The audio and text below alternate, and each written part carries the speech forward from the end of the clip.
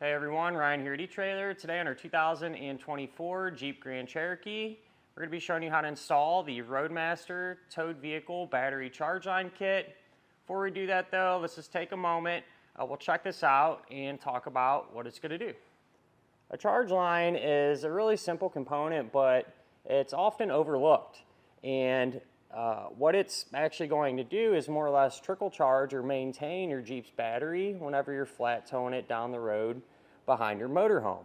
And it's really important that the voltage stay where it needs to be, right? A lot of these systems on these vehicles now, a lot of these late model cars are electric assisted, the brakes, the steering, things of that nature. And a lot of times they're very voltage sensitive. So by ensuring that the voltage is where it needs to be, not going to have to worry about that.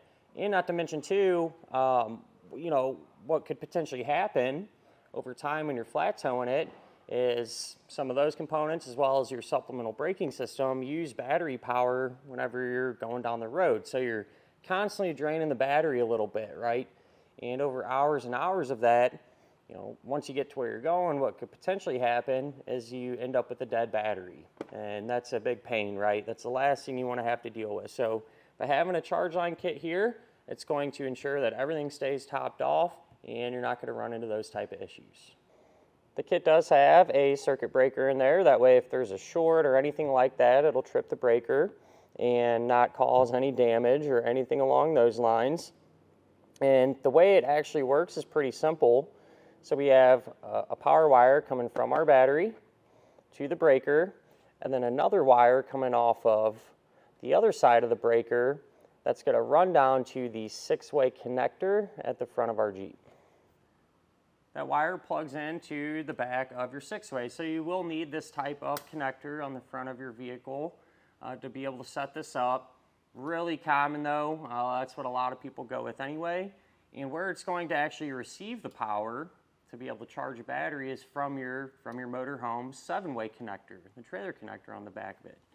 So what'll happen is your cable will plug in here, the other end will go to your motorhome, and on the motorhome 7-way, there's auxiliary 12-volt power, just to be used for this type of thing, right? Charging batteries and things of that nature. And so you're not going to hurt your motorhome or affect its batteries or anything like that. It has its own charging system, to keep all its batteries in good shape too, and there's amperage to spare for something like this, right? Now with that said, the vast majority of motorhomes with a 7-way are going to have that 12-volt power back there ready for you to use. Every now and again you do come across some that are a little bit older and don't have that. So you can always check, if yours does not have that 12-volt power back there, Roadmaster offers a kit for the motorhome side. So you can actually get the power from the coach to its trailer connector. That way you can plug in and send it back here. But like I said, the vast majority of the coaches out there are going to have that ready to be able to use. Other than that, that's really all there is to it. Like I said, it's a simple component, but it's a no-brainer to use something like this. It's cheap insurance, essentially.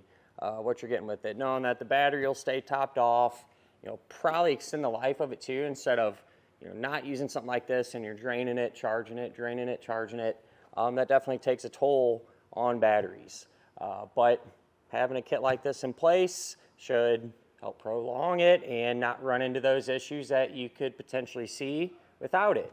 As far as the installation goes, it's really not too bad. You got your one wire to the power supply, mount up the breaker, run the other wire down there, and really shouldn't give you a ton of issues. But with that said, why don't we go ahead and get started on this now. To begin our installation for our charge line kit, you can take the bundle of red wire that they give you, and over here on the passenger side under the hood, you can drop it down. That way we can route it over to the front of our vehicle where our connector plug will be located. So I just have it zip tied up through here, kind of running in this area all the way over here to where it comes out right here where our bracket is for our connector.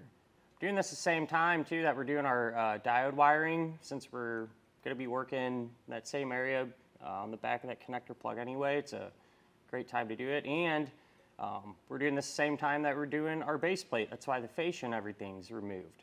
It's a lot easier to see and work. With that said though, the way our particular fascia is, if we were to hook our connector plug up right now, we wouldn't be able to get the fascia back on because the opening's too small to go around the connector. So I have our wires here. I'm going to get the fascia on. That way all this stuff can pass through, and then we can hook our connector plug up. So I got our fascia put back on, and kind of see what I was talking about. If we hooked everything up to our connector and mounted it up there, ain't no way the fascia would have gone back on. We'd have to end up taking all this apart anyway. So that was my thought there and why I did that. But we can take the dust cover from our connector plug. We'll put that over all of our wires. I'll just do one of those deals. And then we can strip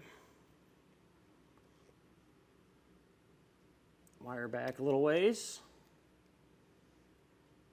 and give it a twist. With all of our wires ready now, we can hook them up. So the back here, the one in the middle, that's where I'm going to hook up our charge line to. And just back out that set screw. Put the charge line in place. Snug that down. Continue on here. Putting all the wires into the appropriate terminal. With our connection made up front now, we can move under the hood, and we're going to have this circuit breaker. We need to secure it pretty close to our power supply, which is right here in our fuse box. And so I'm just going to use the self-tapping screws to secure it to this core support here. You want to carefully remove the nuts from the posts there on the breaker. And then we can cut our wire to length. So this portion here that's going to our connector plug, that'll get hooked up to the gold post there. It's labeled battery, so it might be kind of misleading, but in this case, the motorhome is acting as our battery, so keep that in mind. And cut it. And this is how we're going to make all of our connections for our ring terminals. You'll just strip that end back, twist the wire.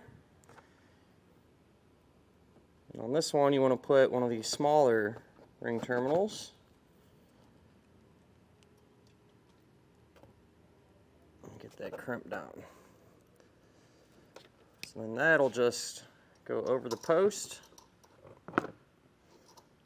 Take your nut, we'll get that started. And we'll snug it down with these two. You know, you don't need to get carried away. Just lightly snug it. That'll be plenty, and I'm using a 3/8 socket to do that. I took the remaining portion of wire that we had and cut it to length. One end crimped on a small ring terminal, the other end a large one. And the small one will go over the silver post on our breaker, just like we did the other one. Get this snug down here.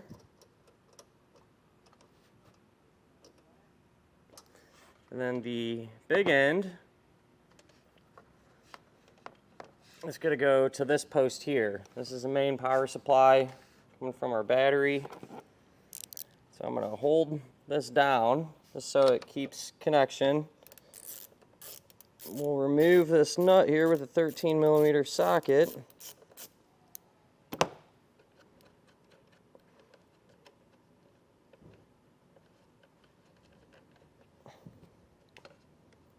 Put the big ring terminal over it. We'll just reinstall the nut.